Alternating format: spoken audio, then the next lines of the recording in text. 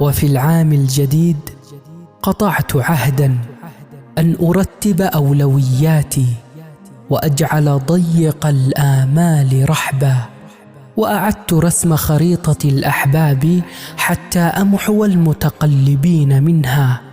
لا تستوي عندي مكانة من أساء ومن أحب، وجعلت إرضائي لنفسي أولا، فلطالما أهملتها ونسيتها من أجلهم، واليوم أدرك أنهم نهبوا سنين العمر نهبا.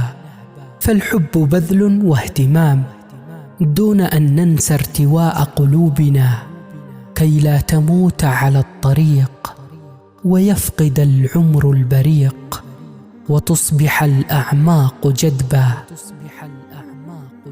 وفي العام الجديد بدأت أحيا بألوان التغافل، لا أبالي بما ظنوا وما فعلوا وقالوا، ولو صبوا علي اللوم صبا، فإن جاروا علي سلوت عنهم، ولو كانوا من الدنيا أحبا، وإنهم بادلوني الصفو صفوا، وصانوا العهد واحترموا شعوري، بنيت لهم جوار القلب قلبا.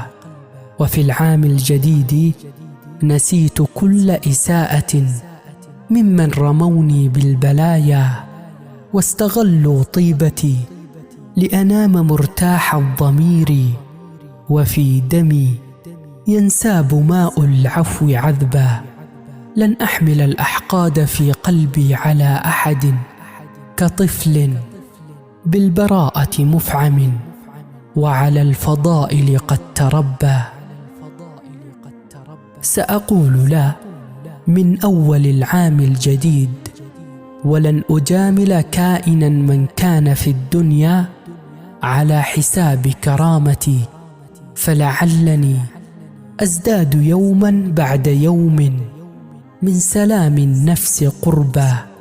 سأظل أحيا بالرضا متناسيا ما قد مضى، متجاوزا ظرفا عصيبا أو شعورا عاش في الأعماق صعبا.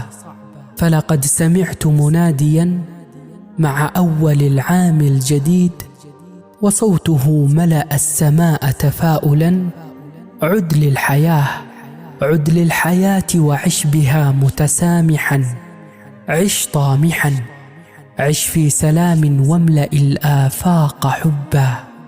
فاستبشر الأمل الوليد بداخلي، لأن لي بين الحنايا قلب طفل إن دعاه الفأل لبى.